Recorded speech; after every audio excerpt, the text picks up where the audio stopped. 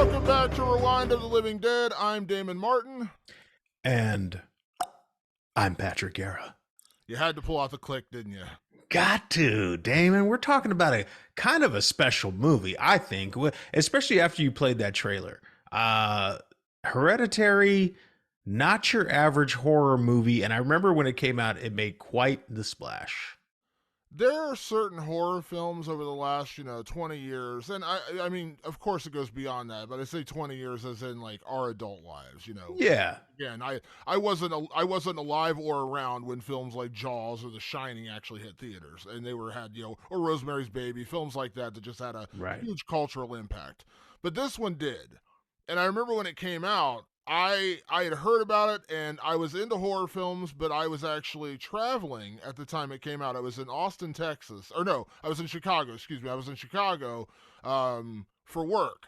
And I stayed, I think I may have mentioned this either off air or on air one time. It's one of the only times I've ever stayed at an Airbnb. And I was at an Airbnb, and it was the most uncomfortable situation I've probably ever been in. That's right. Because essentially I was staying in a part of the house was like upstairs, and like it was the whole second floor was mine, so it was a room and a bathroom and like everything was mine. But then there was like a third story where the actual people lived and slept, and then there was the downstairs with the kitchen. It was so weird to me to like get up and just walk around their house. Like it was, I was so uncomfortable. So on like Friday night after I got done with work, instead of just hanging out at their house doing nothing, I was like, I got to get out of here. So I went to the movies and got some deep dish pizza in Chicago, and I went and saw Hereditary.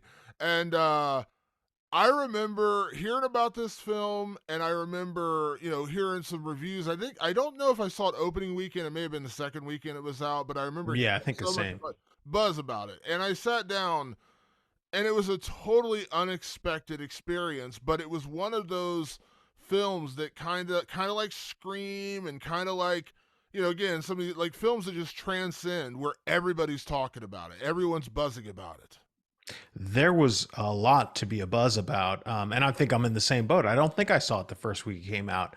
I remember what actually drew me to it was the buzz about Toni Collette's performance. I remember the trailer and going like, man, this looks like really intense. Like the trailer kind of had me, and I was like, I will go see that at some point. But for whatever reason, I didn't immediately run out and go see it opening weekend.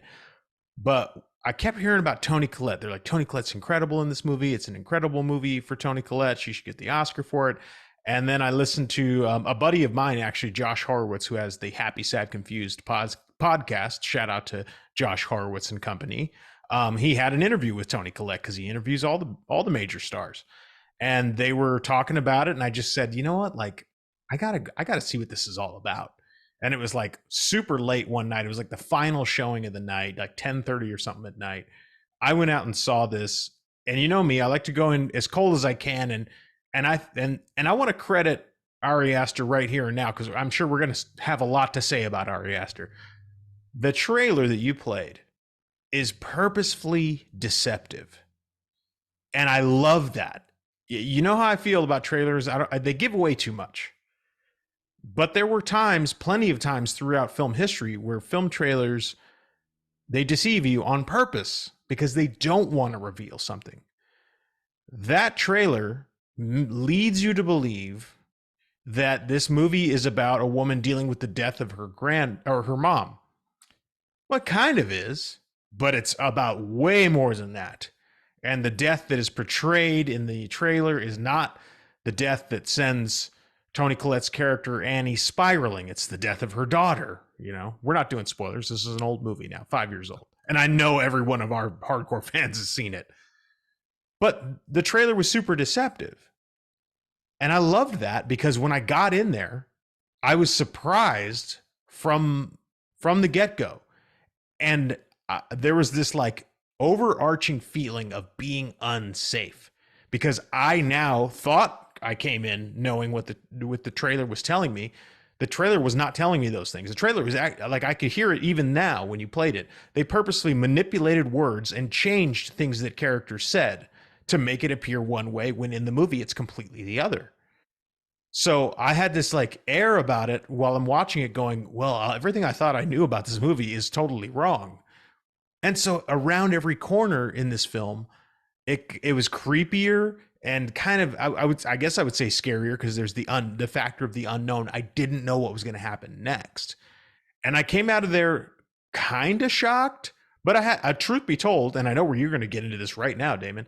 I had mixed feelings about Hereditary initially. What about you? What Damon Martin was in Chicago. He was as uncomfortable as an Ari Aster short film in that Airbnb, and he's like, I got to go see this movie. You saw a movie with probably a very little preparation.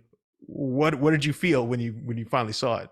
First, let me give a shout out. We did actually have this film is being reviewed because it was a suggestion on Twitter. We say at the end of every podcast, if there's movies you'd like That's to right. review, suggestions, please let us know. We love suggestions. We'd love to take your suggestions. And somebody on Twitter after our best of 2022 episode actually said, "What about Hereditary? Have you guys done that one? Could you guys do that one?" So shout out to Twitter for that one. And That's right. if you do have suggestion again, please let us know.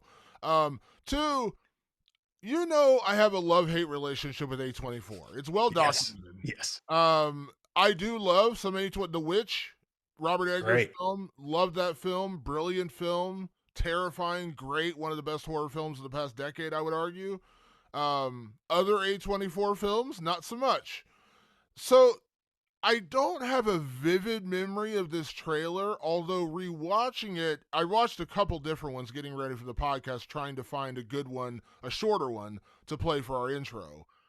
And I feel like I do remember the trailers, but where you were like, I'm glad they didn't give too much away and it was very vague as far as what the movie was.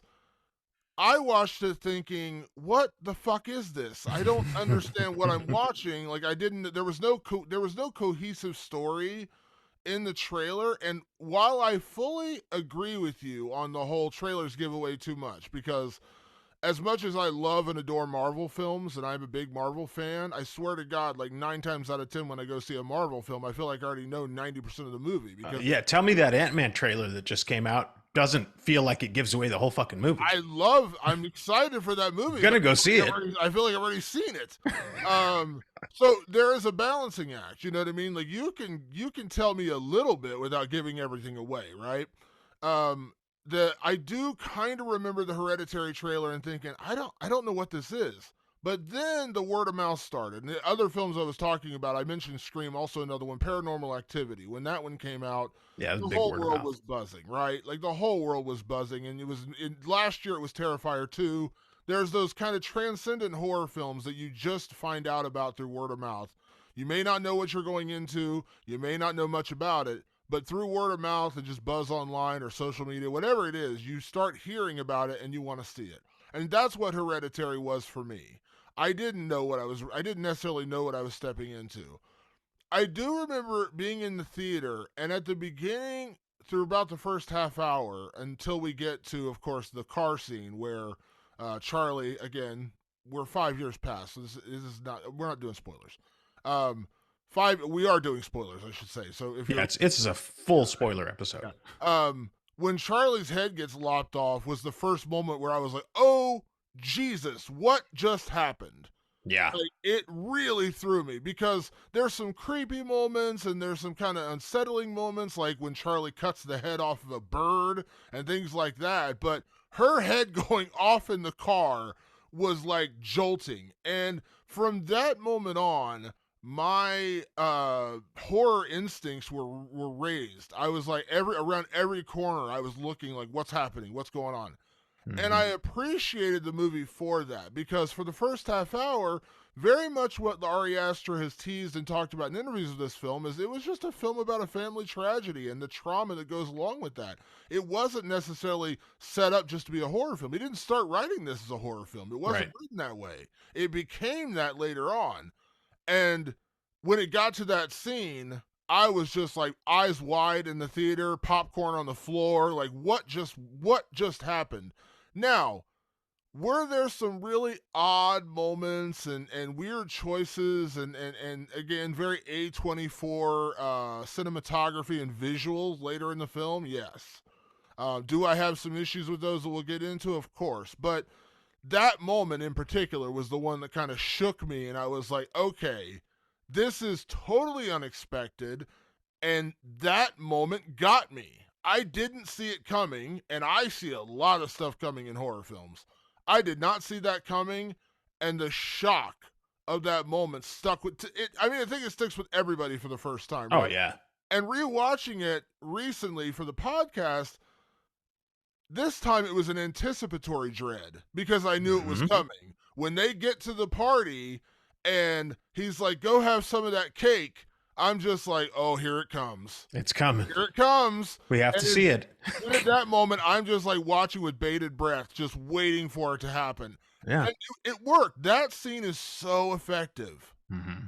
How about like his reaction, the aftermath of the scene, where he goes into complete shock, right? And he's sitting there in that on that dark road, and like looking in the rear view mirror. Great shot, by the way, of just him, his eyes, tracking up to the rear view mirror and seeing the headless body and just freaking out, and then taking his foot off the brake and putting it on the gas and driving home and just kind of slinking into bed. Like, I think, and you're right, like I agree with everything you said, but on top of all of that, I think what makes this movie so strong, or at least in terms of reaction and dread and all of that good stuff, is that Ari Aster is clearly working on a different frequency.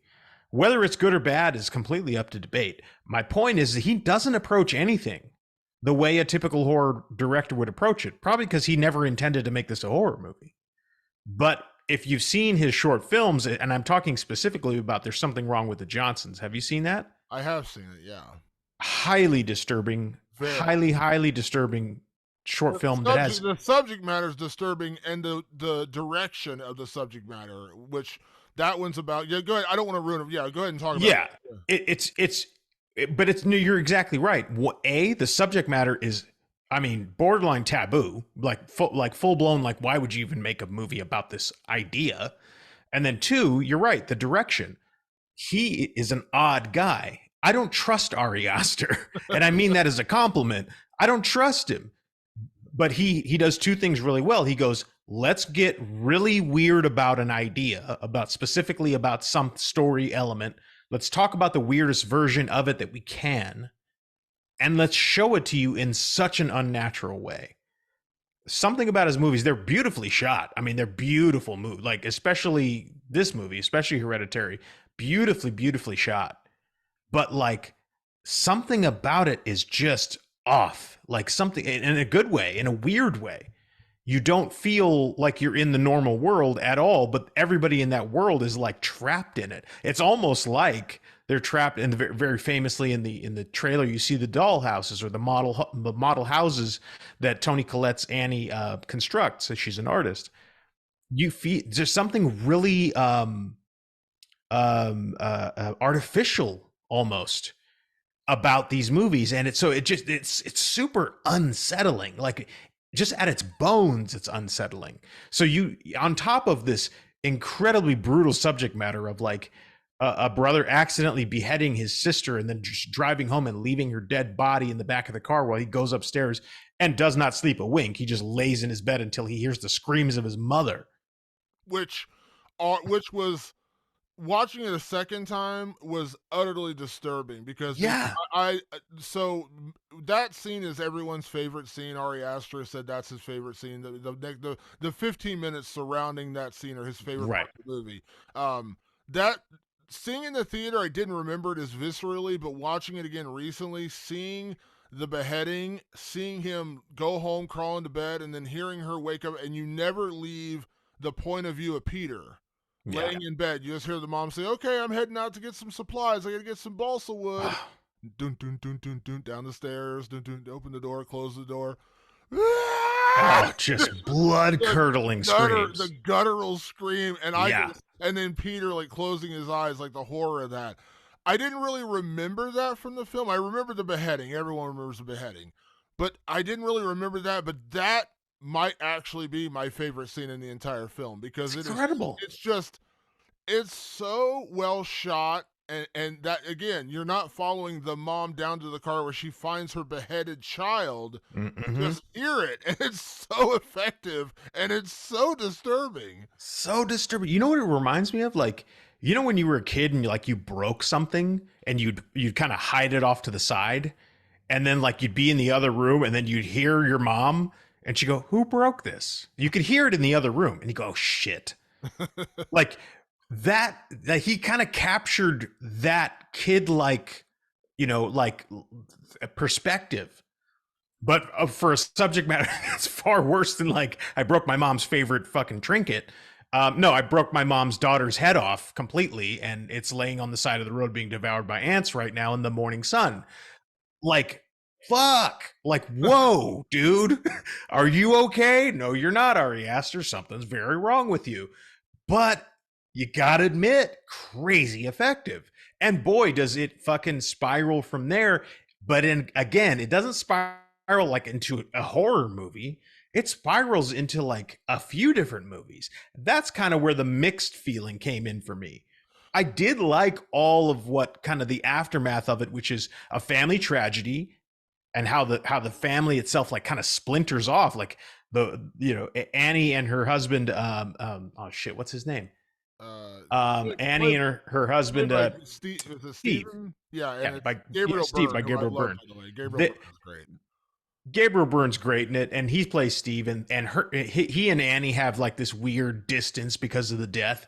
She and Peter obviously have a big distance because of it, and they're literally avoiding each other everywhere they go. So you're seeing this family kind of fizzle and break down and rot from the inside because of what had happened to them. It makes total sense.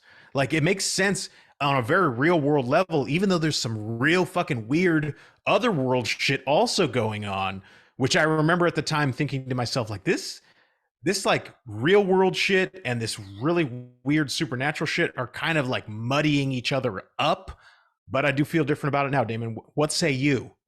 Okay, so two things. I want to ask a question first, and because I'm curious, because again, we talk about this film as kind of like in two halves. The first half, or the first point of the movie, is this family tragedy, the PTSD, if you will, the trauma they deal with in both the aftermath of Annie's mother dying and then Charlie dying. And that's very, again, there is a version of this movie where it's not a horror film, it's just a Yeah. family tragedy, and the trauma dealt with that.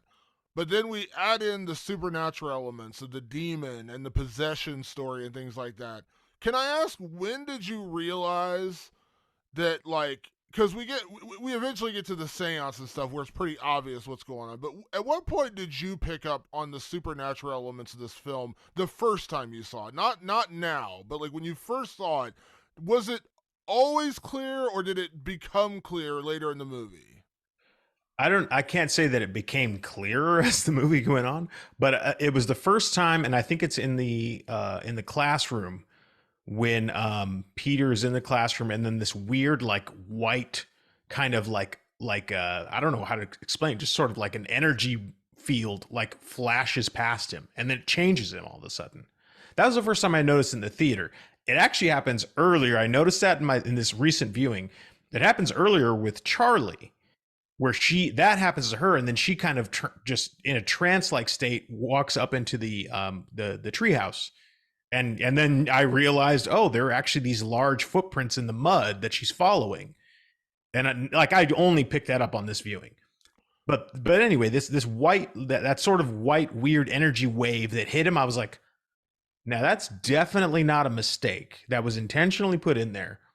That is weird. And it made him change. In that moment, he kind of changed a little bit. So I was like, what are we dealing with? That was the first kind of sniff I had that something was not normal. So I had an idea something weird was going on pretty much from right after Charlie's death, if I remember correctly, but I still wasn't totally sure. And I think it was when she runs into Joan and she's like talking about the seance that I knew something was really weird going Mm-hmm. on. And by the end of the film, when we're talking about the king demon of Payman and the possession and Charlie and Peter and the weird cult and everything, it didn't confuse me. I got it at that moment, of course. Like when you see it at the end, it's not like a film like, let's say, Men, where it ends and you're like, what in the hell? What was it? It made sense what they were doing. They were possessing a Sure. human body with the demon king Payman, which is actually a real demon, or should I say, a demon from real theology. Not saying I actually believe it. So I got it all there, but there was still there was a lot of confusion in that moment where I Yeah, was it felt muddy. now rewatching it. It's weird to say this. The film was far less scary the second time around. I didn't really get scared a lot. There was a couple moments that still worked. Again, the beheading didn't work, but again, there was that anticipatory dread because I knew it was coming, and so Totally. that still counts as fear to me. And the scene, I'm not ruining our best scary moments, but there's a couple things later in the movie that were pretty scary. But the film lost that a lot in the second viewing. Now, it's not to say it's not a good scary movie. I'm not saying that. I'm just saying like it lost a lot of that. But do you remember the first time you saw Fight Club and you remember at the end when it was revealed that Tyler Durden, I'm Yeah. sorry, spoilers for people who haven't seen Fight Club. What? When it's finally revealed that Tyler Durden is why am I forgetting his name? Edward Norton. Edward Norton Yeah. has always is two. He's been basically split personality. He's always been Tyler Durden. He's always been the narrator, as they call him in the movie. And you realize in that moment when they're the same, and you're like, oh, they were never two people. This was always one guy. And you remember that kind of Right. like aha moment, right? Mm-hmm. There's a lot of little things peppered throughout the first 45 minutes to an hour of Hereditary that I 100% admit I didn't catch on the first viewing. The 100%. symbol, the demon symbol, the pillow, the foot mat didn't catch me at first when she said my mother made these. Like, it didn't even click in my head like, oh, she knew her mother. Like, again, I know it sounds stupid I didn't pick up on that, but if on the second viewing it's like, oh, she knew her mother, there was a connection. Of course, we saw it later in the film. That's when I got it in the theater, when she opened the book and you saw when she opened up the boxes and you see the foot, the what do you call it, the welcome mats, Yep. and then you see then I put two and two together. But in this time viewing, I figured it out right away. I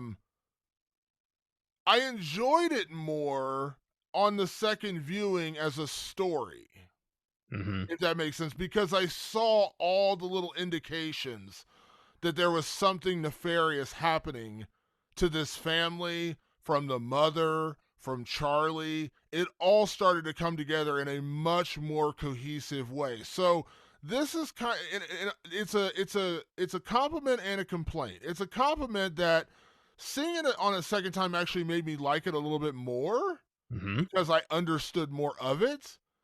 But at the same time, it kind of made me angry because when I left the theater the first time, I liked it, but it still left me with that kind of like, I'm not totally sure what happened. I'm not totally sure where these things were going. I'm not totally sold on these moments.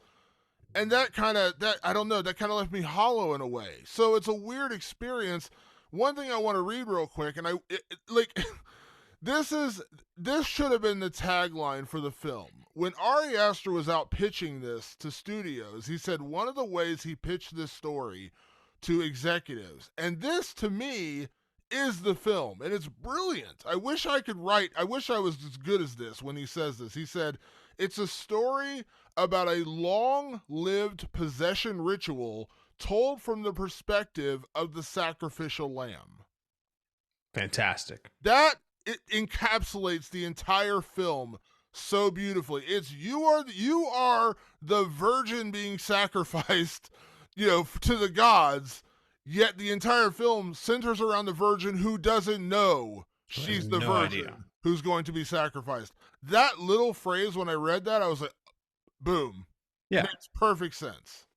Yeah, he's a super sharp guy. I've actually listened to a couple. I actually listened to a great podcast with him and David Eggers. Like, they were interviewing each other. I want to say it was the DGA podcast. The Directors Guild has their own podcast, and I want to say it was the two of them interviewing each other, talking about it. Really sharp guy, really strange guy, as you can tell by the films that he makes.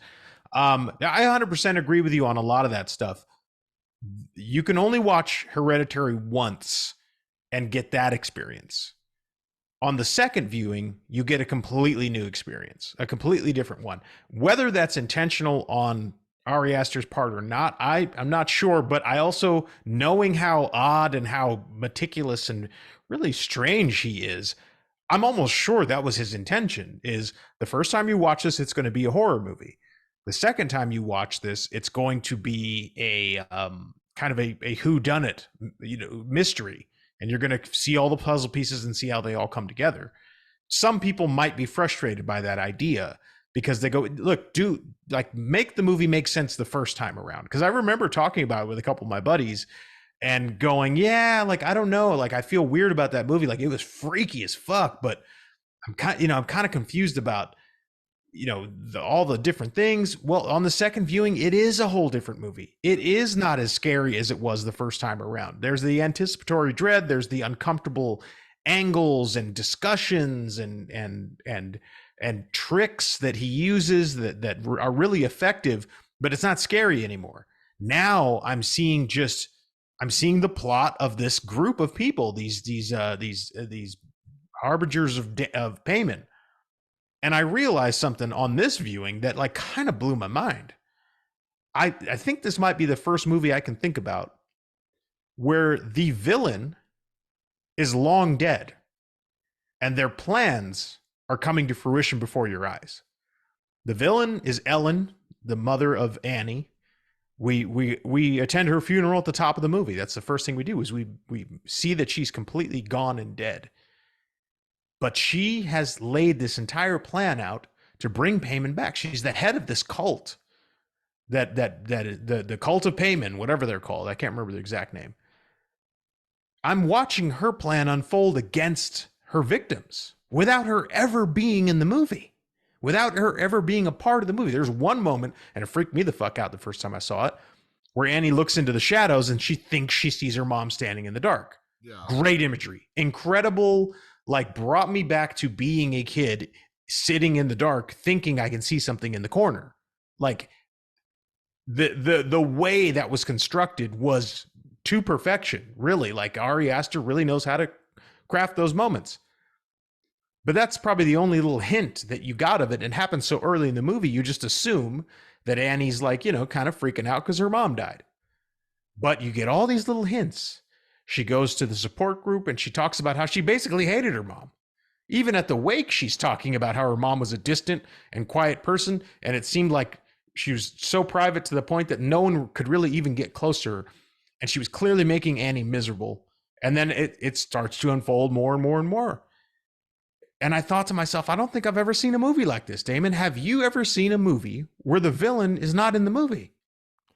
Yeah, it's interesting, and now that you say that, it's true, because, yeah, the villain is not in this movie, and it's just the plans of the villain are unraveling throughout the movie. And one thing, again, I say this on the show all the time, and I know that, to bring it back to kind of our parts in this podcast, Patrick, typically we've talked about in the past that you are a much bigger fan of the art film, so to speak. Definitely. I'm, more fan of the straightforward kind of horror film, however you want to say it. Now, not getting too far off the subject, we've had this discussion off air about how I have a weird passion, love for David Lynch films, and he might be weirder than any of the art films you enjoy. Yet somehow I by far. That being said, I've talked about it many times in this podcast, and you've talked about it as well. Sometimes when I keep bringing up Men because it's an A24 film, but one of my biggest complaints is when I have to have the film explained to me afterwards, when it doesn't make enough sense in the moment. Now, to be fair, when Hereditary was over, even on the first viewing, I got it. I understood it. I didn't need it explained to me. But the second viewing made such a difference in terms of totally understanding the characters, understanding the villain, the mother, understanding how she had set this up, and then again, understanding and having it confirmed to me by an interview with Ari Aster that this family was doomed from the start. There was no escaping this. There was no, the mother is going to burn the journal and sacrifice herself to save her son. That's her attempt to turn everything around in that moment. She's like, you got to burn this journal. It's going to catch me on fire. I'm going to die, but it's going to save Peter. Little does she know that gesture means nothing. Yeah. It's the moment of realization in that scene where her husband catches fire. She has that guttural scream that's very famous from the film, and you realize there's no escaping this. It's like being on the Titanic, you know what I mean? And you're out of Mm-hmm. lifeboats. Like, and damn you, woman, for not sharing the door with Jack. Uh, you're not escaping this. Like, it's the moment of realization that sets in that you're doing everything. You're getting through doors, you're doing this. And I brought up this film again many times. One of my favorite twists in a horror film is Saw 2, where you go through the whole film. This cop is trying to find and rescue his son. He's desperate to save his son, and then the big twist at the end. Sorry if you haven't seen Saw 2 like 20 years ago. The big realization at the end is he had this box, this what do you call it, like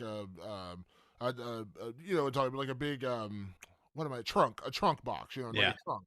And he had this thing there the entire time, not realizing that his son was actually inside, and he was going to this house to rescue him. He gets trapped and dies in the end, and he didn't know this entire time. He could have just, his son was right there. He could have rescued him. He didn't know that. Good twist. Kind of, I'm explaining it kind of poorly because again, people, if you go see it or haven't seen it, it is a kind of a cool movie. But it's the realization that there's no escape, right? And that was, I didn't pick up on that necessarily the first time. Yeah, same. The second viewing, I'm like, from the very start. Now, again, I know the ending, but from the very start, I'm like, oh, this family's fucked. Like, they're Mm-hmm. not getting out of this. They're not, there's no escape. There's no, you know, magical spell they're going to cast to get rid of the demon. The mother, the villain, as you said, has set this all on course, and it's like you're driving 80 you know, into the Grand Canyon. Like, yeah, you might be able to slow down to 60, but you're still going over the freaking edge. And that's something I didn't pick up on in the first film. Like, the doom happens, but I didn't realize until the second viewing that they were always doomed. They were never going to get out of this. And again, that's where I say the first time I liked it, it was scary. The second time it was less scary. I understood it better. And I do have that mixed feeling of like, oh, okay, I get it now. But I'm also kind of angry that it took me 2 times seeing it to like, oh, now I totally understand. And again, there's a million films I've seen where little nuances and little things I may have missed or a line. I'm not saying that. There's been a million things that I've missed in a film, picked up on a second viewing. That's not what I'm saying, because that happens all the time.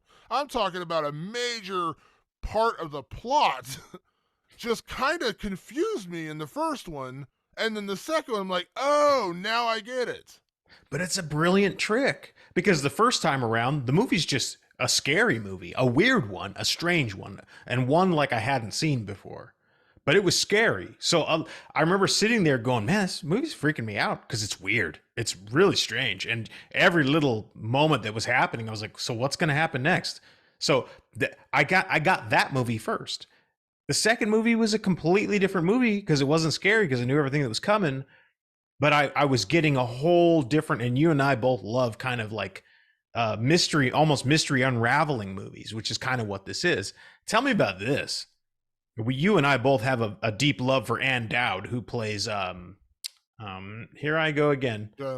Joan, yes. We love Ann Dowd. She's a great actor. When she steps into the picture on your second viewing, you already know what her plan is. Yeah. So her character and that kind of that B storyline was so much more sinister the second time around. Because I was watching her groom Annie. Like, she knew exactly how to talk to her. The very first time they meet, she kind of flags her down because she's decided she's not going to go to the grieving support group. She flags her down to stop her. And she sits there and talks with her. And I learned this from a female writer. This is an incredibly important writing tool, is that men typically bond in films through either a show of force or some sort of like challenge to each other. You know, that's typically how mysterious men bond and become close by kind of a challenge. In female interactions, they share a secret with each other. That's how women bond.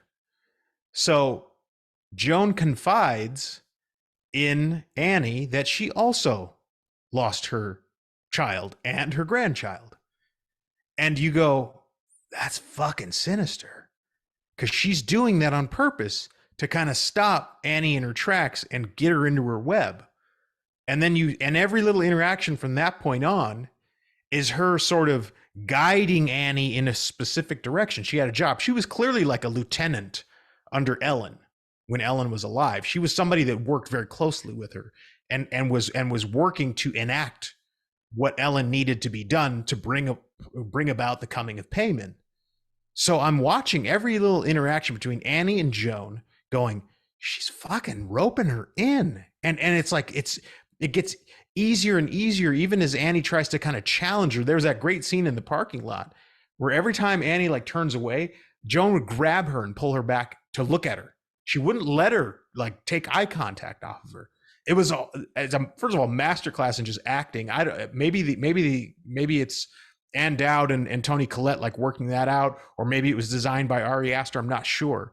But even just that interaction, I'm watching them. I'm going, fuck, man, this is devious, and it gives you a whole other feeling about the movie.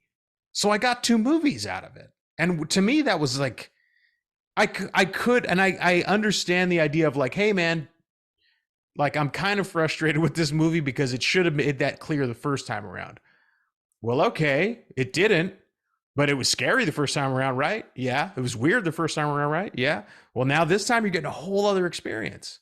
And that experience is, like you said, actually kind of more enjoyable. I actually like the movie in a different and better way now on my second like hardcore viewing, because I've kind of seen pieces of it over the years. But yeah, I'm like, man, this movie's actually better than I thought it was. Yeah, and that's kind of my point. Like that's why I said it kind of makes me happier and more a little angry because like I kind of wish I had had both experiences the first time because it was legitimately scary, and I think I would have walked out saying Hereditary may have been one of the best films of that year if I Yes. totally understood the story. Watching it the second time, I wasn't scared, but I enjoyed it more. I Yep. actually like Hereditary more now Mm-hmm. than I did back in 2018. You know what I mean? Like I actually like the film more now. Yeah.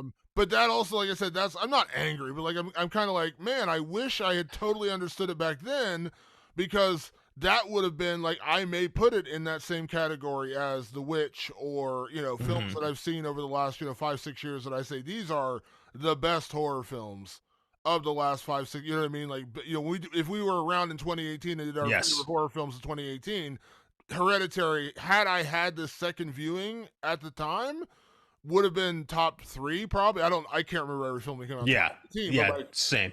it would have been on that list is what I'm getting at. And again, I like it better now, but it's also Mm-hmm. a little frustrating. I'm like, man, I wish it had been made a little clearer in the first viewing. Again, it's not even a complaint, honestly. It's not. It's Right. just like a minor annoyance, like a very minor annoyance. And people could say, why didn't you just go see it twice in 2018, jackass? I understand that, but I'm saying, like, in general, like when I go see a film in a theater, I like to sit with it. I like to kind of stew on it, Yeah. and marinate over it.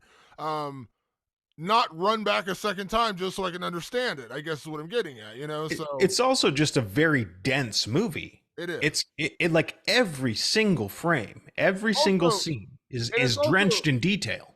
it's also it's a very sad, Mm-hmm. depressing movie. And Yes. I always talk about, there's a book and a movie called The Road by Cormac McCarthy. Love that book. The movie is with Viggo Mortensen. It is the one book I've ever read that was so depressing I had to stop halfway through and like stop and then go back because it was affecting my mood, Patrick. I was reading the book and like wake up depressed. Like it was such a sad. And we've talked about this. It's the only book I burned through in like a day, and I was like, I love this book. But it was just, what I'm telling you, it was so dour Yeah. and so Yeah. sad. And in a lot of ways, Hereditary is like that. Like it's such a dark, just very traumatic movie, especially like Death in the Family. Yeah. But it wasn't a film that I was like, oh boy, let me go watch this girl get her head lopped off Yeah. again. You don't rush back to that movie. Yeah, it's a very dark movie in that way. So like I said, like that's where I was kind of conflicted. Again, it's a very minor annoyance, but it's just kind of Mm-hmm. like it's so like again, like when I did get finished with The Road, I was like, this is one of the most brilliant written books. The Yeah. movie, I really enjoyed the movie as well. But it just took me a lot to get through it because it is so dark and so sad and so depressing that it affected me. Like I was like, damn. And Hereditary is kind of like there's no levity in this movie. Like No, there's never no like lets up. moment of reprieve, like none. You know what I No. mean? Like nothing. And so sitting through that, it's not what generally, at least for me, Patrick, I'm not the one who's been like, you know what, let me just go experience that all over again for fun. So that's again, it's a minor thing. It's not a big annoyance. And again, weirdly, I like the film better now. Um, Yeah, we got a lot of categories to get into tonight. We got some new ones to throw at you. This is kind that's of a right. debut for a couple new categories. So Patrick, as we kick off categories for Hereditary, let's kick things off as we always do with best performance.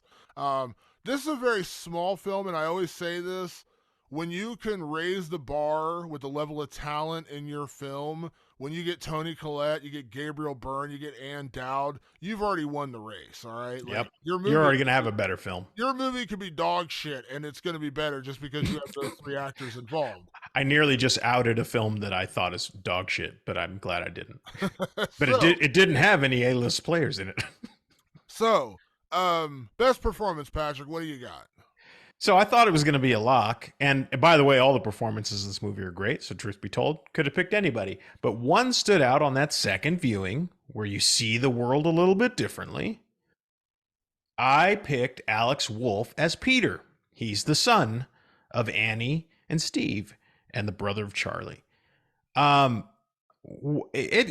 I noticed it in the first movie as well, but it really hit home this time how well Alex Wolff played a teenager.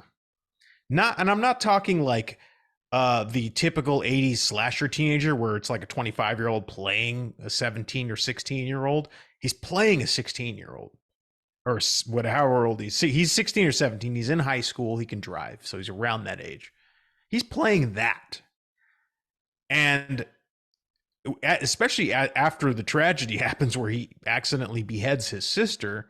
From that point on, Alex Wolff turns in a performance that I thought was just dynamite and like strange, but also very like indicative of like teenage awkwardness. Like he doesn't know how to handle the situation. At times he regresses almost to a childlike state. He's like whimpering and calling for his mommy, because he's truly damaged by the situation and he's not getting the proper help, which is probably the biggest umbrage I have with this entire movie is that I don't understand why his parents didn't like put him into intensive therapy immediately. That to me was their greatest sin, was that they did not take Peter and like get him real help, which is what he needed. It never happens, never comes up. He goes back to school, seems like within a week. He's back in school after killing his sister by accident. His performance to me was like, it was like shaking me to my bones. I was like, damn, this is really, really good. And it took the second viewing to notice that, and I felt like I needed to put him in my best performance this time out because the obvious could have been Toni Collette, but Alex Wolff really, really put on something that he could stand right next to her in terms of great performances in this movie. Okay, so let me first say I agree with you. He was really, really good. Also, want to give a shout out to Millie Shapiro who played Charlie. Yep. Incredible performance, just disturbing on every level. And she's more of a stage actor. She's not actually known. I think this is the only film she's ever done. Yeah, and she did Matilda on Broadway. Oh, that's right. Yeah. Yeah, she did Matilda. So like she's a really accomplished like stage actor, and this was but incredible performance. Toni Collette's the answer, but I am going to go in a different direction because we're going to talk about Toni Collette in a second. I do want to give a shout out to Ann Dowd because Ann Dowd is so good in everything she's in, and she is like she was great in The Leftovers. She's great in The Handmaid's Tale if you watch that show. She's great in every movie I've ever seen her in, and she's great in this. And she's just so like, again, kind of like you, the second viewing, realizing her nefarious plans from the very beginning of basically being a sleeper cell, for lack of a better word, of like infiltrating and grooming Annie to open the door to Payman and basically, lure her family in is so sinister, and Mhm. she's so well done. Like there's my favorite moment from Ann Dowd in this movie is when she convinces Annie to come back to her house and do the seance, and she's talking about her grandson Louis, and she's like, Louis, and and Annie gets freaked out, and she's like, we need to stop. And in that, there's a real great moment where Ann Dowd turns on her and says, "What?" Like Mhm. angrily, like, you want to stop this? And then she goes back and she's just like, it's okay, it's okay. Louis, we're going away. We'll be back. But there's that moment where she lets her real intentions be known. Where Annie's like, we need to stop. And she's like, what? Why? And I'm just like, oh, like she was scary in that moment because Mhm. she turned. She let her real feelings be known. And it Yeah. was really well done. She's incredible in everything she's done. But I wanted to give her a shout because, again, the real best performance, I think, for both of us and across the entire world is Toni Collette. She is Yes. unreal.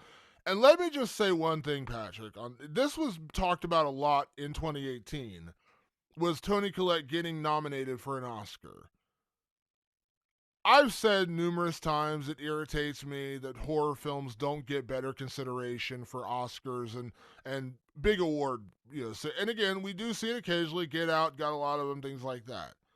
Rewatching this film a couple nights ago, I was pissed off Now he's pissed. that she didn't get more. I mean, she got Yeah. nominated in a lot of she got nominated in the Independent Spirit Awards and and Critics' Choice, things like that.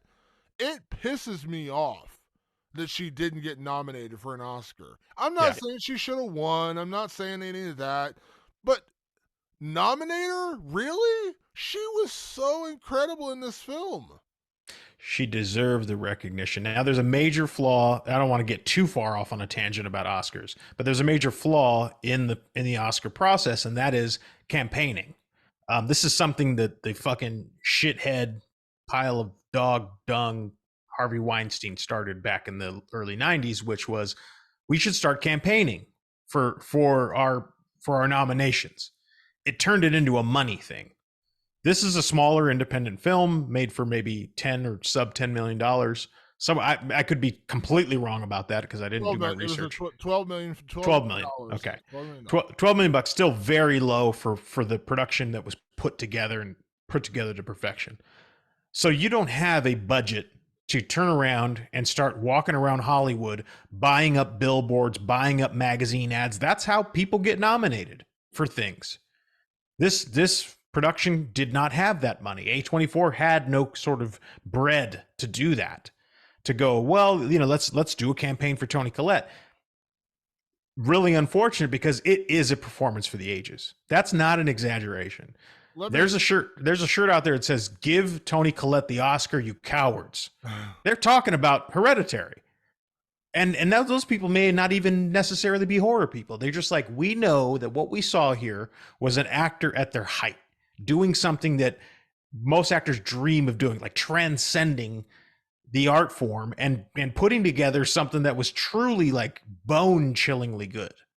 Let me throw out a couple. Let me throw out a couple Oscars here for you. First off, best director, which is kind of crazy in this one. The best director in 2018, there was one guy who got directed, or who got hold on, let me just make. Let's see if I can make this right. No, okay. Director. I don't have a problem with. Alfonso Cuarón got it for Rome. Spike Lee, Pavel Pawlikowski for Cold War, Yeah, Yorgos these are great movies. Lanthimos for Favorite, and Adam McKay for Vice. I have a bit of an issue with Vice. That movie wasn't very good. Best actress. Okay, so I'm okay. Ari Aster didn't necessarily get nominated. I'm okay with But that. he certainly could have. I mean, Could've. compare that to Vice, right? Now, It's better than Vice for sure. best actress. Olivia Colman got it for The Favorite. I didn't really She care was for that good. movie, but Olivia Colman's a great actor. I'm not gonna knock her for that. And she was great in that movie. Yeah, Yalitza Aparicio for Rome, or Mm-hmm. Roma, excuse me. Roma, yeah. Glenn Close for The Wife, Lady Gaga for A Star Is Born, and Melissa McCarthy for Can You Ever Forgive Me. Now, let me first say that there's a couple of these films I really liked, and a couple of the films I really didn't care about. I really liked A Star Is Born. I liked that. Yeah, movie. I thought it was great. And I love Lady Gaga. I thought she did an incredible performance. And I love Lady Gaga in general. I just adore her. So yes, I'm a bit biased there. The one I have an issue with, and it's not her, it's the nomination, is Glenn Close. And it's Mm-hmm. because there are certain nominations we see where the Oscars are just like, oh, Glenn Close is in a movie this year. We got to give her a nomination. Anthony Hopkins is in a movie this year. Got to give him a. And it's not to say they're not great. They are great. They have. They're veterans for a reason. Anthony Hopkins is incredible. You know what I mean? But even Anthony Hopkins, when he won the Oscar a couple years ago, was like, Chadwick Boseman? Really? You gave it to me over him? Uh, He was good in that movie though, because but, Anthony Hopkins is good and Glenn but it's Close is like, good. there's certain, there's just certain actors who get nominated because they're legacy actors who everyone just loves them. Like, I wonder sometimes, and I know this, I've read, post voting articles on the Hollywood Reporter and Variety where voters say, I didn't even watch the film. Oh yeah, they You just went know? Glenn Close. I'll check Yeah, that and box. that's what bugs me. Like, they Mhm. wouldn't watch Toni Collette because it's a horror film. But they'll get, and it's, again, I'm using Glenn Close as an example, and I'm sorry, I like Glenn Close. Let me be clear She's a about. big fan of the show, Damon. You're really fucking us over right I now. know. We talked last week. She knows how much I love her. But I'm just saying, like, it's like that. You know what I mean? It's like there's certain actors or directors or whatever who get nominated more for name than performance. And I'm not saying she wasn't good in that film. I'm just saying, like, that one, that was the one that stood out to me. I'm like, really? That one? Like, that was kind of a weird one. And again, like, because when you look at nominations across the board, the wife didn't get really nominated for anything else. Right. It wasn't nominated for best film, wasn't nominated for best actor, wasn't nominated for best director, wasn't nominated for best supporting. None of those. Mm-hmm. It was just her. Yeah. So to me, that's like screaming that you gave her a nomination because her name's Glenn Close. It's a good movie. I've seen it. I saw all those movies. It was a good year, actually. And Can You Ever Forgive Me, by the way, one of my all-time favorite movies. I fucking love that movie. So I don't even necessarily even have a problem with those nominations. But I go, you had room for another one, and how did Toni Collette not get in there? That's the point. Is that it's just their performances like this come around, like she might have just spent all her energy on that performance and been tapped out afterwards and been like, I don't know if I can even do a movie after this. Like, I need a break because I pulled from things that I should never have pulled from to get the performance that I got, and it shows on screen. It's there. I'm very proud of what I did. It's a shame that it doesn't have, a place in the history books on that level. But at the end of the day, truth be told, as the people feel, and the many people feel, Toni Collette was the greatest performance that year, and it was in a horror movie, and that transcends horror fans. Or not just horror fans say it, everybody says it. That Toni Collette in Hereditary is as good as a performance can get. It should go in a history book of all the great performances in film ever. There needs to be a page for Toni Collette in Hereditary. It's case closed. I feel like every 10 years or so, at the end of like a decade, we need to have a retroactive Academy Awards. And they don't necessarily take awards away from anybody, but they also give like honorary, because like Yeah. Goodfellas won one Oscar for Joe Pesci for best. That movie should have cleaned up. That should have won best film, best director, best act, everything. It should have cleaned up that year, and it got like one award. You know what I mean? Like Heat from Michael Mann got nominated for nothing. I think it got like one for maybe cinematography or something. Yeah.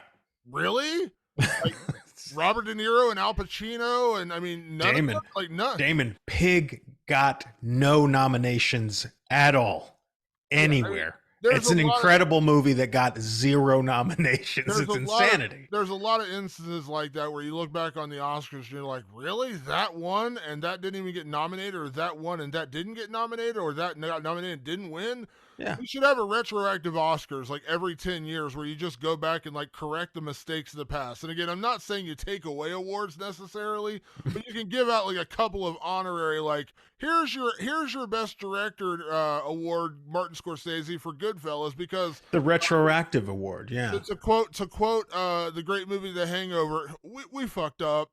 That should be the award. I'm just saying. So Toni Collette, Here's an Oscar because you deserved it for that film. Let's talk about favorite character because there are a lot of characters in this movie. There aren't a lot of characters in this movie. No. Actually, it's a very small movie. Who was your favorite character in Hereditary? It should come as no surprise. My favorite character was Joan, played by Ann Dowd, because you and I have the biggest actor crush on Ann Dowd. I'm going to let you on some inside baseball, folks. Like, we even created a character in a script that we worked on. We named it after Ann Dowd. I mean, that's how much we love Ann Dowd. So when she shows up in something, she brings that level of gravitas. I think she's kind of beyond a character actor, even though that's how you would classify her. I think she brings that special something that only she can bring to characters. And like I said, in the second viewing this time around, she was the personified villain that we could actually see and watch them lay their plans out. That was Ann Dowd. That was Joan. Really great character, and really changed in my mind this time around, the second go around with Hereditary.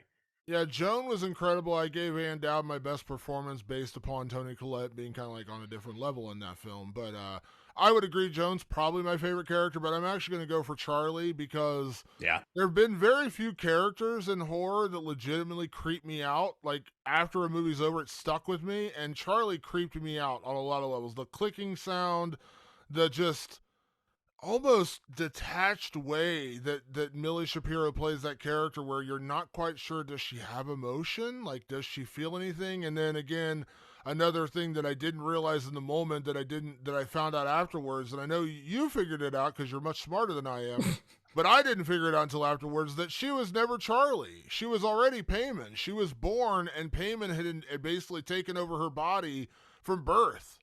So Payman was already in there. Like, I didn't get that at the beginning. I definitely didn't get that in the film. Yeah, it was because Annie had always hid Peter from her mother. They literally didn't let them have contact because she was scared of what her mom could do. Without really knowing what her mom was up to, she just knew to hide her child from him, and they were kind of estranged. But when she had Charlie, she kind of relented. Like, she tried to find a way to make peace, and she immediately let Ellen into her life and let her into Charlie's life. And she says it in the movie. Ellen completely took over. Like, she basically took Charlie from Annie and raised her and groomed her, and because she needed that fresh vehicle for Payman to live in, but it was the wrong kind of vehicle. She needed a son. She needed a male to inhabit for Payman to inhabit. But she went, well, this will do until we can get my plan in place. We'll put Payman in this vehicle, and she chose Charlie. And Charlie, as a character, is very haunting. It's a very Millie Shapiro really did something with that character, because you just think she's just an odd kid. No, she's a demon deity trapped in a kid's body, like helping along the process, helping along. Like, she's kind of in half in both worlds. She's not always Payman, but when is needed, that little white energy wave wipes across her and she can flip into becoming Payman again. It's wild. And it takes the second viewing to really pick it up. In that film, the first time, I didn't know that Payman was always there. I just thought she was being groomed to become the Yeah. vessel for Payman. That's what I thought in the first viewing. And then when she died, they switched it over to Peter. That's the way I took it. I didn't know that Payman had already inhabited Charlie in the first viewing. Obviously, Yeah. the second viewing, I picked up on it, and I read interviews, and I got it. But anyways, And in that second viewing, you realize that they're pushing all of the events. There's the symbol on the actual telephone pole.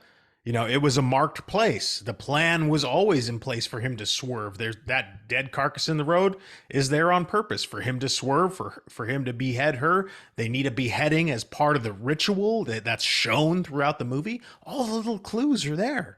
They become so much clearer in that second viewing. I was like, oh shit, it's all here.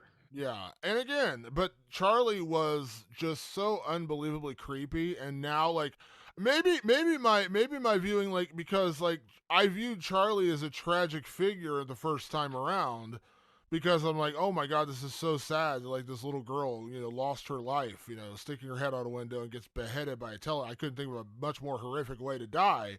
Um, on second viewing, I'm kind of like, well, I don't feel nearly as bad knowing that like she was already inhabited by this demon and her life wasn't going to get any better. But now it also makes sense why she was so damn creepy and why she was cutting the heads off of birds and Mm-hmm.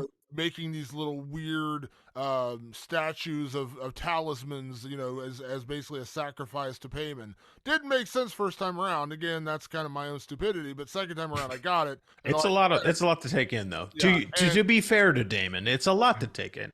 yeah, like I didn't catch the symbol on the telephone pole the first time. Second time, totally picked up on. I was like, oh, okay.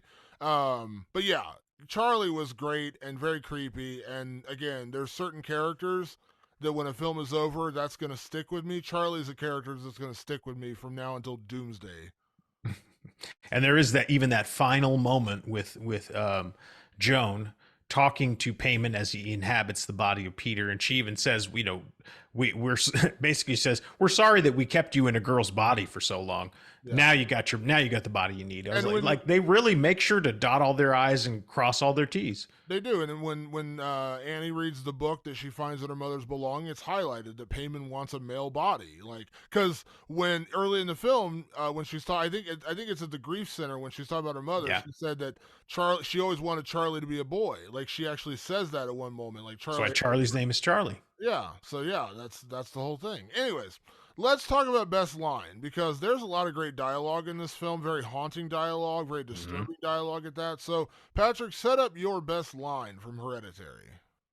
Well, my best line actually comes in I guess it's technically in a sleepwalking hallucination, but it has so much more emotional truth to it.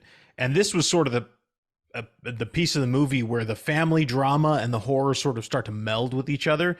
But I remember sitting in the theater with my brother, and when this line is delivered by Annie, played by Toni Collette, to the very distressed out Peter, we both, and not just us, but everybody in the theater, when these lines started coming out of these characters' mouths, we were like, "Oh shit!" Like that's pretty intense thing for a mother and son to say to each other. Is Charlie here? Why are you scared of me? What?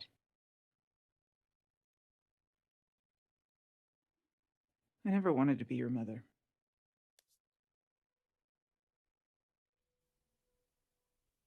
Why?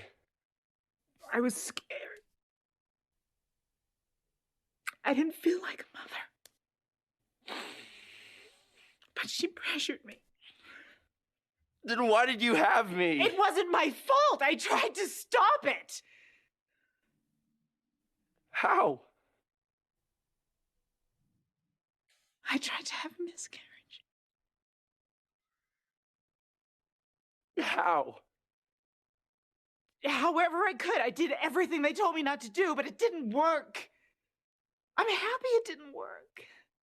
You tried to kill me.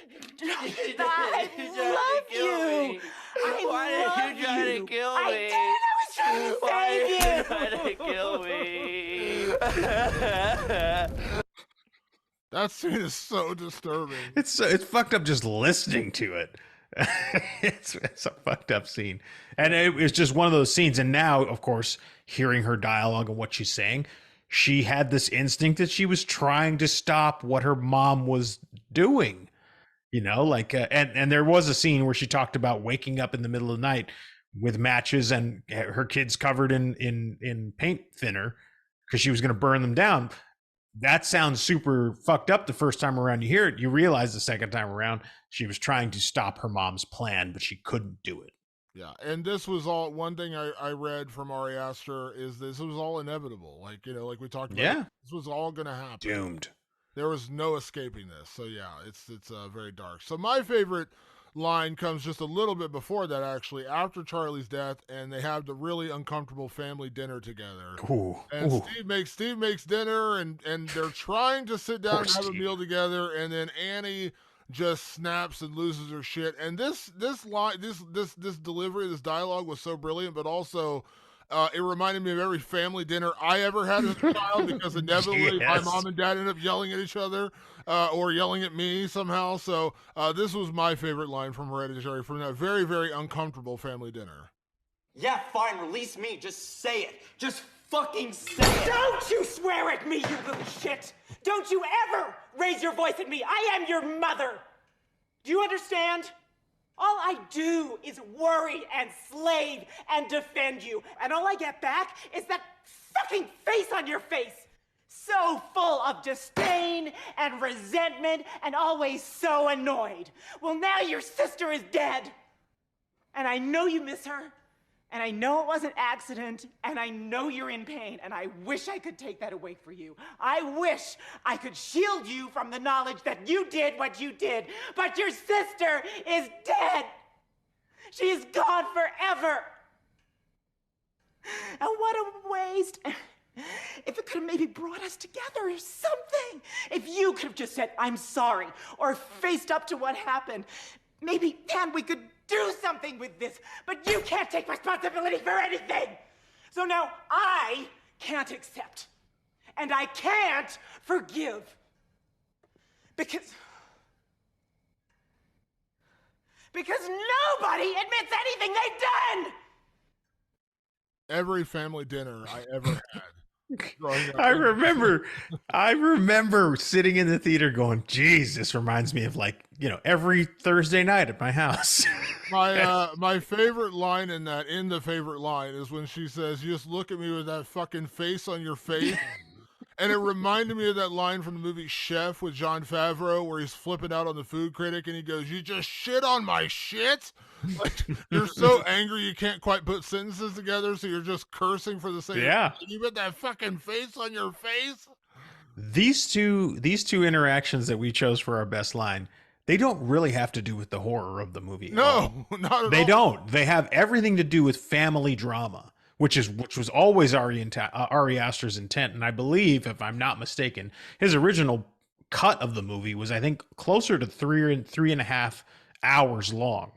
And he goes, there's a whole lot of family drama that is not in this movie that we just took out to kind of keep the movie moving along. But you could see how well he can tap into it. I got to imagine it's so genuine. It's so the dialogue and the delivery and the style of it all. I imagine this is stuff that he lived through as well. Now, that probably a lot of us do anyway. Most families don't have great family dinners, for at least where I come from. So there's something so genuine about it. And I thought to myself, like, yeah, these family drama moments were some of the hardest to watch. Yeah, because it reminded me so much of my own. But that's true. That's a whole Likewise. That's a whole other. That's a whole other podcast that we could do.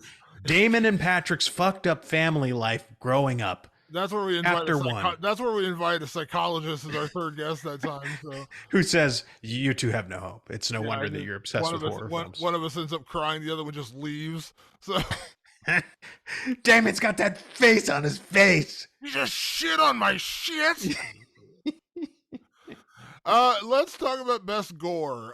There is some gore in this movie. Like, again, this film really does encapsulate a lot of great horror elements. Like, it's not, one thing or another. What was your favorite gore in Hereditary?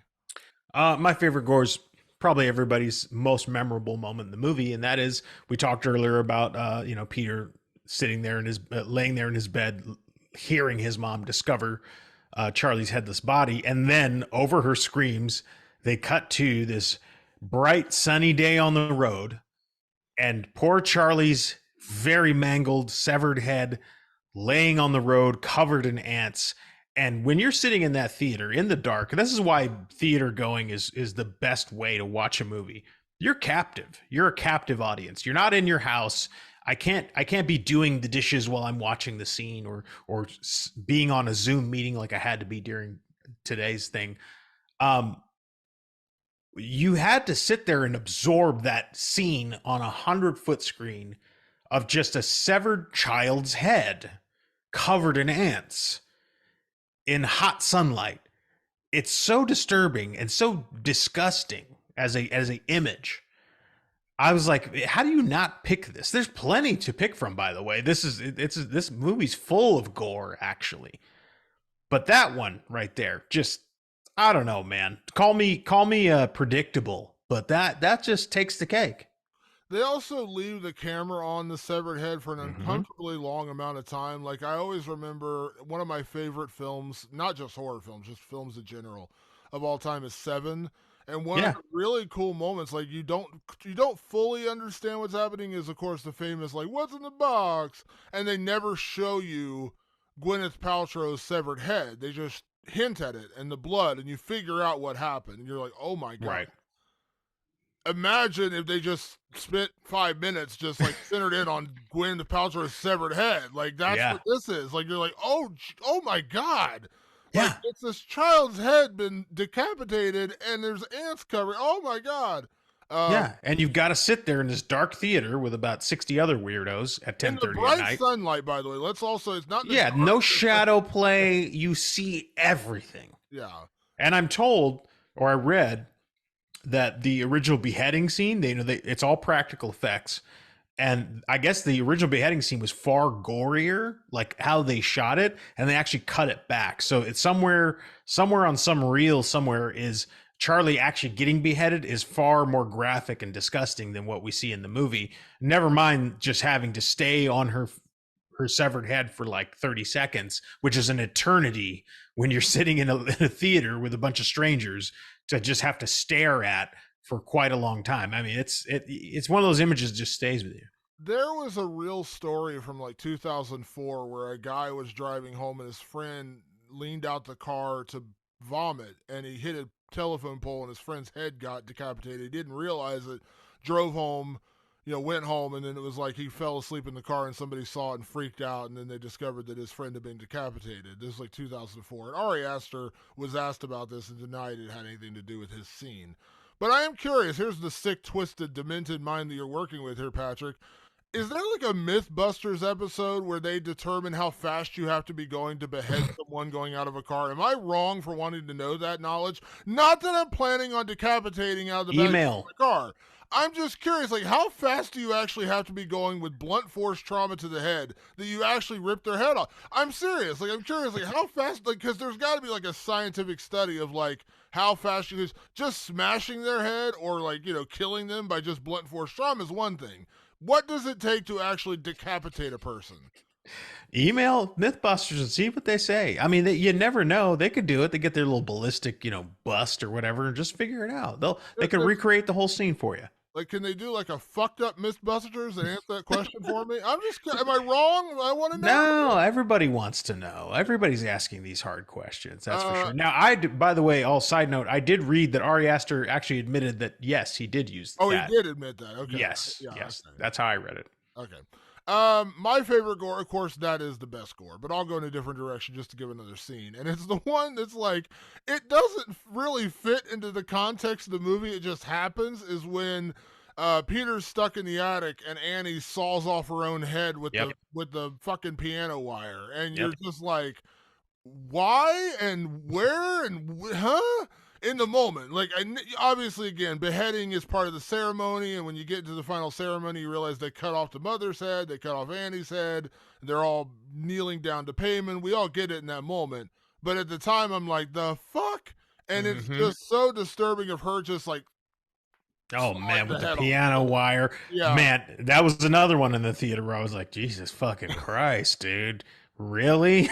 like I was wondering, like, did they have a deleted scene where you find out that Annie loves playing the piano and maybe like she's playing it and like a piano wire breaks and that's how it ties? I have no idea why they just had her sawing off her own head, but I was like, damn.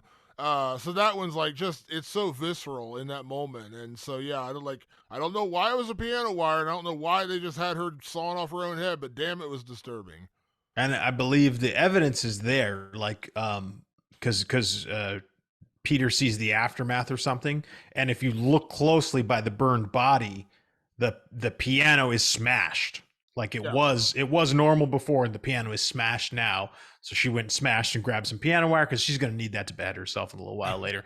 Really intense imagery, man. Just very intense stuff. And I remember too, it's like at first she's going kind of slow. It's like, whoosh, and you can hear the blood like spurting and then spraying and landing, like really good sound design with that. It kind of adds to the gore because you're not seeing it super intensely close up, but you know what's happening, you know what she's doing, and it just every little detail of that, from the sound to the sights to the smells, even, you know, it's a very visceral moment.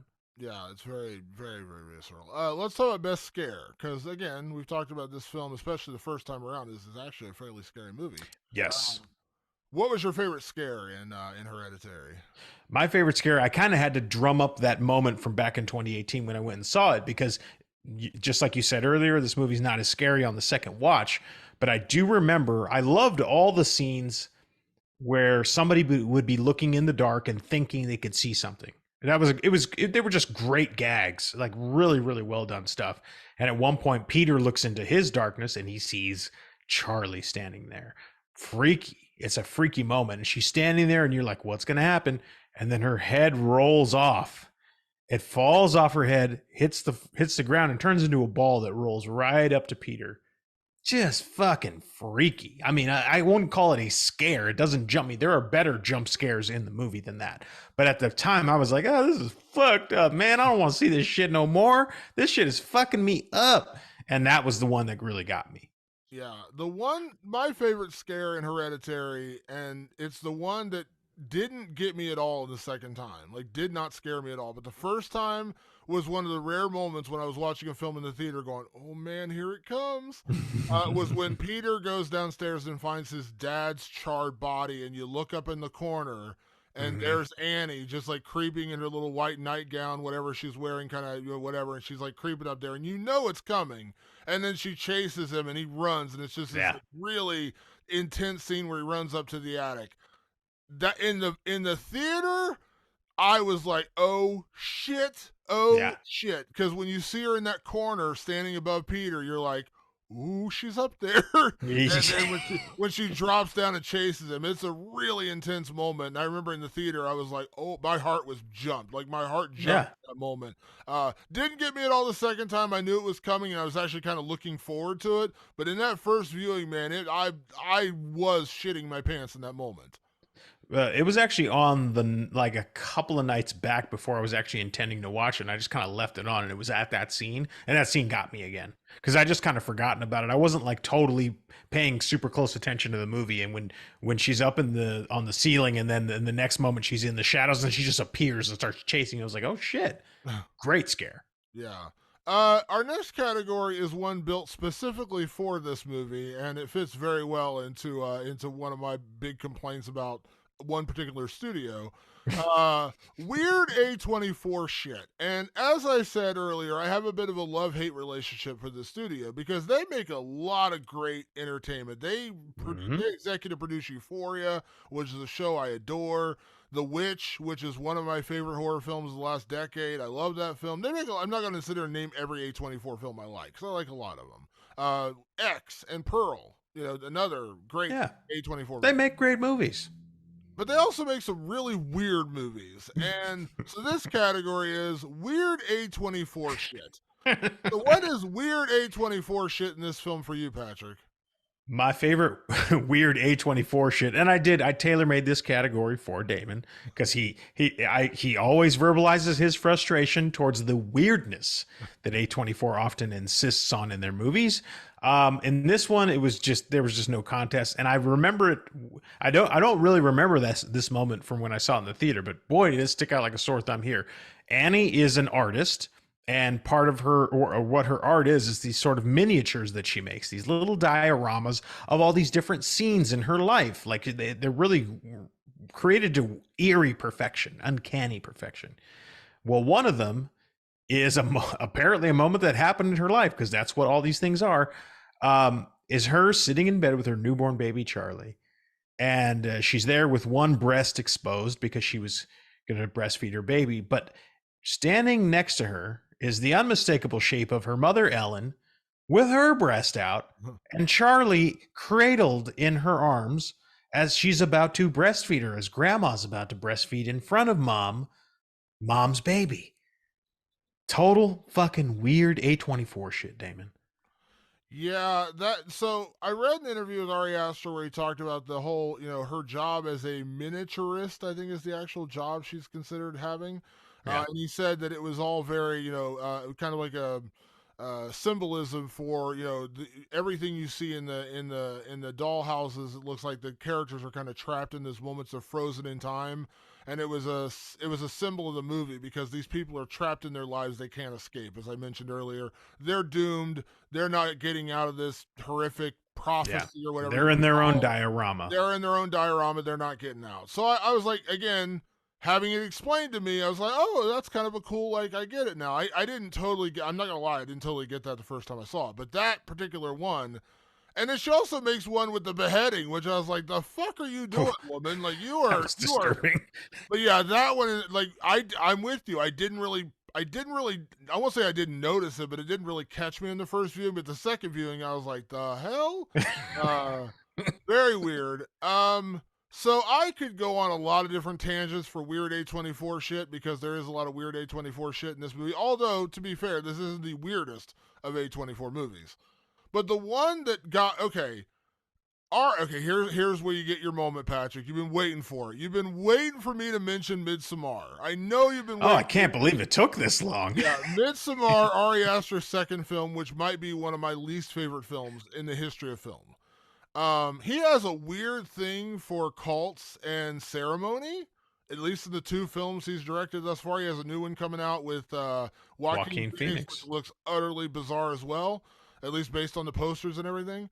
He has a weird thing for cults and a weird thing for ceremony.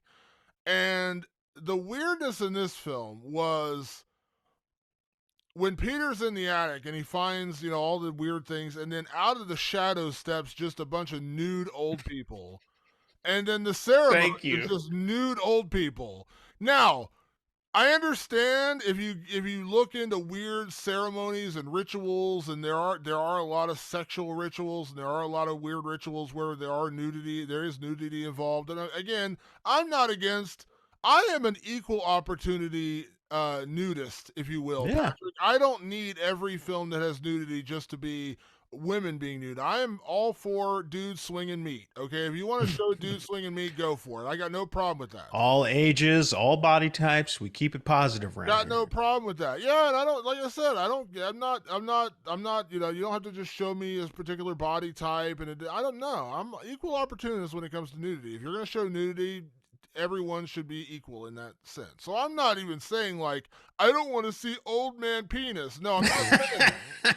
I'm just saying the shocking visualization out of the corner of the room that you don't see them at the beginning, and then suddenly there's just nude people standing there, and then the whole ceremony is a bunch of nude people. No one needs, like, do you remember there's that episode of Seinfeld where Jerry's girlfriend walks around the apartment naked? She has to be nude everywhere. And it messes him up because he can't stop picturing her naked. And then George suggests, like, show her bad naked. Yeah. And then he sees her, like, do a full body flex opening a jar of pickles. And, like, he can't get that because it's just a really not flattering vision of nudity. That's this film. Like, all these old people standing there with, like, just nude bodies smiling, and then they're all bent over, like in like the downward dog position in yoga. Yes. No one needs to see that, Patrick. No one. That's not a body shaming thing. That's no. See anybody just in that. It was just a really off-putting moment with hair, and I just know. Weird A24 shit. That was the one. I'm so glad you picked that because it is a staple of A24. To see weird nudity. It is a thing. Like, it's in Men. It's in oh shit. Well, I'm drawing a blank now. It's in The Witch. The Witch. Another cult, another ceremony. Yeah, it's in a lot of their movies. That, like, just a weird naked person standing somewhere. Like, it's just a thing. So I'm so glad you pointed it out because it's all over this movie. I mean, I love that one shot where, like, it's daylight or kind of dusk at the exterior of the house, like a big extreme wide establisher, and then it just in the same frame cuts to nighttime, and then everything's dark, but you can see spattered around the outside of the house It's about 15 to 20 naked people just kind of standing ready to descend on the house. There's something about A24 films where if you don't have a naked person standing somewhere, Lamb is another one. They do the Lamb too. Just a naked person standing in the distance. I don't know if you have an A24 film. You got to have that. Is there like could we get like a expert on cults or something on here to like tell us that like Would love that. you have to be nude in every ritual? Like I'm not against nudity. I'm not. It's not like that. It's really off-putting that every weird ritual like everyone has to be naked. Like this isn't a sex cult. It's just a weird demon worshiping cult, and they all want to be naked. It was just very odd, and it's not even the scene in the treehouse is bad enough as it is. But it's the scene in the attic when these just random, like, 3 nude people just, like, step out of the shadows. And I'm like, smiling. What are you doing back here? Like, what were you just hanging out naked? Like, the whole time this poor, like, 15, 16-year-old kid is hanging out here, you're just hanging out there with your junk out? Like, what's going on here? Did you drive here nude? Like, how did you get, like, there's no clothes anywhere. There's not like a pile of clothes. Maybe there is. Maybe it's yet another detail I missed in this movie. There's no pile of clothes somewhere. It seems like you want to know another bad naked climbing up a ladder, bad naked. Right? it's not a good look. The climbing up the ladder naked. Did they climb up the ladder naked? Is that how it happened? Like, I don't want to think about that. They got up that, and like it's multiple people climbing up the ladder, so there's someone below the person that's climbing up going, all right, keep going, Bill, go on.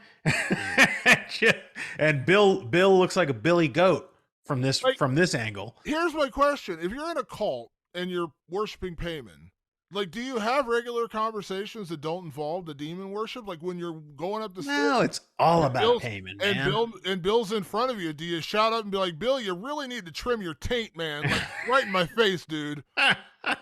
Have you considered butthole waxing, Bill? Have you thought about coloring your butthole, Bill? Because it's right in my jam here. Your butthole hair is closer to me than your actual ass. Like, just so you know. Saying, like, but do you have normal conversations in that cult? Like, do you hang out and just be like, man, I had this kick-ass steak the other night, and it was really good. Are we sacrificing that kid tonight? Oh, we got to be naked? Shit, I forgot. All right, let me get clothes off here. Okay, great. Yeah. Naked, weird nudity. Midsommar is, again. Yeah, Midsommar's got it. It does it. Oh, my God. Don't even get me started on Midsommar. Yeah. We should review that. We should. Maybe you'll feel different about it. It could happen. That I'll like it less somehow? Oh, I don't know. I mean, listen, I didn't think I was going to like Hereditary in a completely different way, and now I do. Yeah. It would take a whole lot and probably some like acid or something to get me to come around on Midsommar. Yeah. We have to do it. At some point, I'm not going to put you through it right now, but we're going to have to do Midsommar. We have a very diverse listening audience out there, and I'm not asking you to identify yourselves or anything, but if you are a member of a cult or you know someone in a cult, can you answer that question? Or is nudity required? I'm just curious. When you do your rituals, do you have to be naked? Because it just seems odd to me. Don't you get cold like ever? Like, you know what I mean? Like, no, there's always a fire. It's an A24 movie. Somebody's going to be set to fire at some point. Yeah. All right. We're going to stand by Gabriel Byrne's corpse and warm up our nude. Yeah. He's still smoking, pal. Just kind of back your taint up to Gabriel Byrne's charred corpse. There we go. Couple new categories. Let's talk about best family horror. When we mean family horror, we're not talking about family-friendly horror. This ain't a Casper discussion, folks. No. Let's talk about our favorite horror film involving family. This, of course, is a great example of that, where a family just completely falls to shambles. What is your favorite family horror? Or a couple. You can name a couple if you want. I was gonna name a couple, and I might name a couple. I'll name one right now, and I'll see what you name, because I have a feeling we have a lot of the same ideas, but I got a few. But the one that I decided to choose was The Babadook. First of all, great movie. Is it an A24 movie? I don't know. I don't remember. I don't think it is. But I will say this. The Babadook is an incredibly good movie. Well done. And a reason I picked it is a very specific reason. It's about a single mom with a very troubled child. And I wanted to give props to the single moms out there, because they exist, lots of them. and they're out there doing it. And I didn't, and there were so many obvious moments where you had the great nuclear family or whatever it's called. There's so many great examples of that in horror. There's not a ton of single mom horror that stand out. There's a few, but The Babadook is a really, really good movie. It's about a single mom. It's about a mom trying to get through that situation with her kid and come to a resolution. So, and I just think it's a fantastic film anyway. So I got to give this one to The Babadook. The Babadook is a really, really good one. I really enjoyed The Babadook. It's a great film, and I would agree. That's up there. I had a couple of suggestions, and I'm going to throw two in particular. I'm going to throw out there because these are more my style of films and not necessarily the weird. Now, to give credit where credit's due, a weird A24 style film, horror film that is a family film that I really enjoyed that I know you actually didn't really like. We haven't reviewed it on the show, but a film called Relic. I really enjoyed a film called very dark film about a mother that goes disappeared, and her daughter and granddaughter come to her house, and she just suddenly reappears. And when you figure out, now that's a film I figured out the first time viewing. Probably if I didn't figure it out, I'd probably have a different feeling about that film. But that's one I like, but that's a weird one. The two films I'll mention, family films that I really did enjoy, which were much more straightforward, disturbing at moments, but also a little comical at moments as well. A film called You're Next. Okay. I really enjoyed, which features one of my all-time favorite scream queens, of course, the great Barbara Crampton. I love that movie. Very dark, great final girl, just utterly like total family dynamic that just reminds me of my own family. And that should scare people because trust me, it is scary. And the other one that I really enjoy is Ready or Not, which is a film, again, I know you're not a fan of. It's the Radio Silence crew, the same people that make the new Scream movies, the one with Samara Weaving I love, but it's a great horror comedy. The final scene with the family when they're trying to conduct this ritual. They're not nude, by the way, in this film. Let me go ahead and throw this out. See, that's the mistake they made. They should have been naked. It's hilarious, and there's some great gore in that film, and it's really just it's a very simple yet effective horror film. So those are two in particular. You're Next and Ready or Not were two that I really enjoyed. All right, fair enough. Some of my honorable mentions you did not mention. Poltergeist, the original, great horror family film, and Alexandra Aja's The Hills Have Eyes, specifically. Okay. For its family dynamic, I thought was really good. It's got a disturbing breastfeeding scene in it, now that I think about it. Those are two where the idea of family in peril were pretty well done. I mean, Poltergeist is a classic, but The Hills Have Eyes remake is not given as much love, and I actually thought it was a really good movie. The Last House on the Left remake is actually also really enjoyable. I actually like that film a lot. I'll have to see that because I have a love-hate relationship with the original in that I love to hate it because it's very disturbing and very hard to watch, like not an enjoyable watch. So I will have to check out the remake. Another one, I don't want to just name every good family horror film, but another one I'll throw out is Funny Games. That's another one that's just unbelievably disturbing. And also, it's a smaller one because it's just a mother, kind of like Babadook, but I would say the Ring. Not Ringu. I know a lot of hardcore horror fans like the original Japanese film. I'm not knocking it. But as far as remakes go, I think The Ring may be one of the best ever in terms of remaking a Japanese horror film. Good. Doing a good job. Naomi Watts is incredible in that movie. Brian Cox is in that movie. Really, really well done movie, and I really like The Ring. That's a good, like, really well done horror film. So that's another one I enjoy. So yeah, there's a lot of another one. I'm naming every movie. The Shining is another great example. The Shining is an incredible family horror film. That was our first ever film we reviewed here on Rewind of the Living Dead. And it still works. Every time The Shining is on, I gotta watch, and I can always pick out my favorite moments with Jack Nicholson in that movie. Great horror film and isolated horror film. Very good film for that as well. All right, so moving on to our next category, and this is a new one. This is one of our new categories, folks, and we're going to introduce this one every week now because this is a fun one. Can we survive this horror film? Patrick, you and I are horror aficionados. We know horror films. We know our strengths, but we also can admit our weaknesses. If we put ourselves into Hereditary, could we survive? And I feel like I know the answer, but I'll let you answer first. Could we survive this horror film? I would say that we as the collective definitely can, because you and I, Damon, are out and proud atheists. We don't believe in none of that shit. So if Joan comes up to me in the parking lot of IKEA going like, oh, no, you have to go to this thing with me, I'll be like, not doing it, Joan. And then she's going to try and run me off the road and all that stuff. They would do their damnedest. But honestly, in all aspects, when I think about putting myself in the shoes of Annie, I would not behave the way Annie behaved, right? I don't have the mommy issues that she has. I just don't. I'm not an attached person like that. So I wouldn't have that problem. If I put myself in Peter's shoes, I'm very paranoid around kids and all that stuff because I have kids and I raised my younger brother. If I knew my little sister was allergic to peanuts, I'm not just saying go eat a cake. I'm going to make sure that the peanuts there's no peanuts in the cake or whatever, or I'm going to pay much closer attention to her. I wouldn't have been like Peter. I would have gotten out of this movie unscathed, definitely. And yet still, Steve would have still be burned to a crisp for sure, but I would be good.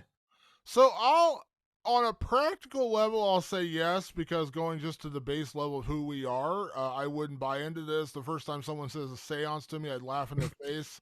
You wouldn't get me with that. And even if I went to the seance, the cup started moving, I would just be like, all right, this is stupid. Like, I'm leaving. Gotta go. I'll be this way. Where's your Ouija board that you're going to convince me someone's saying yes or no?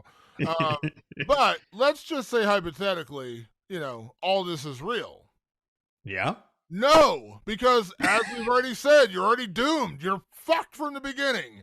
So that's where I say no, we wouldn't escape, because based on what Ari Aster is saying about this film, there was no escape. One of us would have had a piano wire around our neck, sawing bastard off. That's all I'm saying. So in practical reality, you and I would get nowhere near this because neither one of us believe in it. But hypothetically, if it's real and this is actually happening in the movie, we're both screwed because there's no escape. If you're Uncle Patrick and I'm Cousin Damon, we're just two more nude sacrifices at the end of the altar, is all I'm saying. Like, we're not making out this thing. The only way we have hope is if we are way in on the payment worship and we're one of the nude people kneeling at the end. That's the only way you're surviving this. So in theory, unless we're again, Uncle Patrick and Cousin Damon, we're not making out this thing alive unless we are just like full on go payment. I'm team payment. I could also do that. I'm also all in on like team payment. I could do that for sure. Like, be like, oh, we need to like worship this ancient demonic deity. Yeah, I'm in. I'm good. So I'd be on payment's good side anyway. Now here's the real question, Damon. Who goes up the ladder first? We're gonna have to battle that one out. Truth be told, we're both outside the treehouse, and it's like, well, we're both nude, so we've already accepted that portion. But one of us has got to go up first, and you're going right behind me. We're gonna have to draw straws, Rochambeau. How are we gonna do this? First off, you're not getting me nude because I wear a t-shirt in the shower. Okay, I did not get nude. All right, let's just go. That'd be the end of my payment worship right there. But you got to get naked. I'm like, all right, saw my head off. So that's first off, because when I go outside naked, people throw garbage at me. It's just not a good look. Two, the moment I had to like walk up the stairs and see someone like Bill Taint staring back at me, done. There's no worship worth it. Payment, you're not worth it, buddy. I'm sorry. The moment I have to stare up at that, I'm done. Done. I can't imagine what I look like from that angle. If you had to follow me up that ladder, I would just be like, "Give me the piano wire. I'm good. Like I'm out."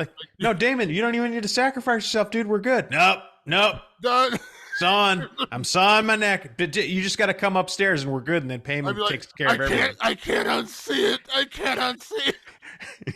Listen, I haven't trimmed in a few weeks. Okay, like just relax. Okay, we'll trim after the payment ceremony. I'm out. I'd be like, payment. See you, buddy. I'm good. Are there any? I'd be like looking up in the book real quick. Like, are there any demons that don't require you to be naked? At what point do I not have to get my scrotum out? Where is the demon of clothing? That's what I need to know. Where is the demon of layers? I need the demon who requires layers, like multiple layers of clothing. Do I have to sit bent over? Can I just stand in the back?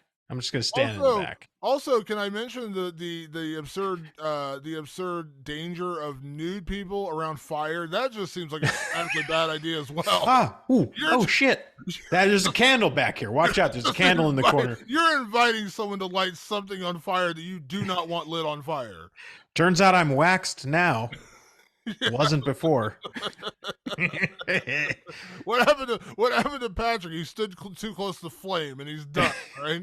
He's currently in intensive care for butthole burns. Another payment mishap at the payment seance.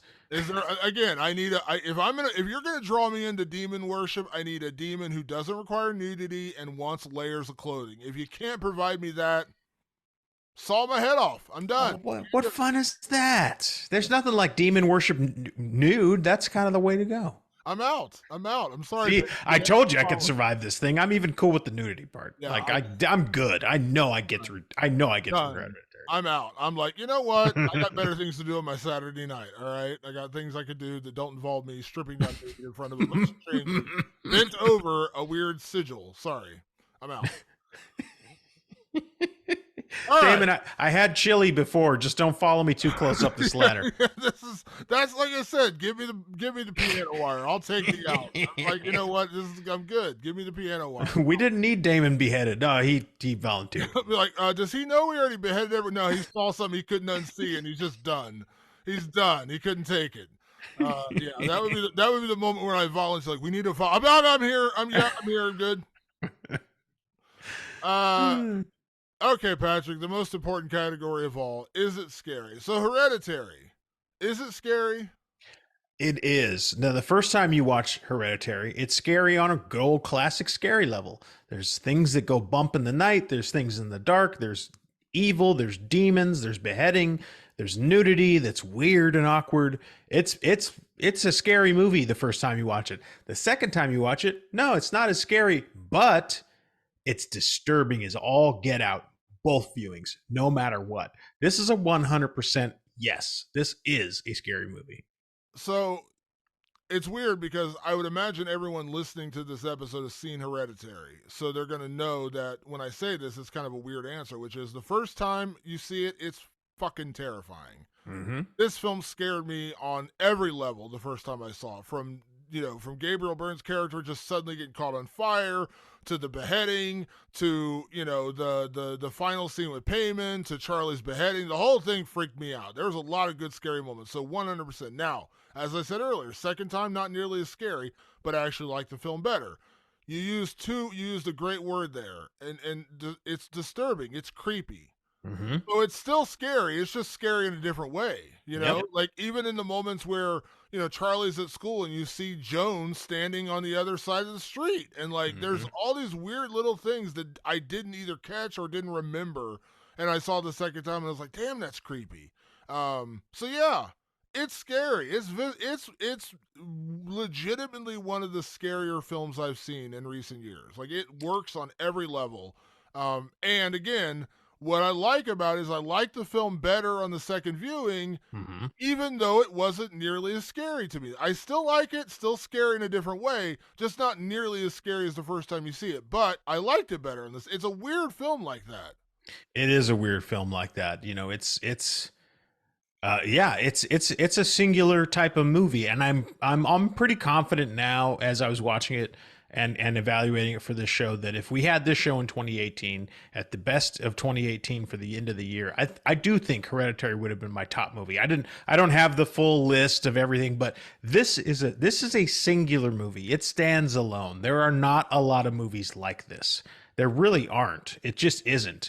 And I think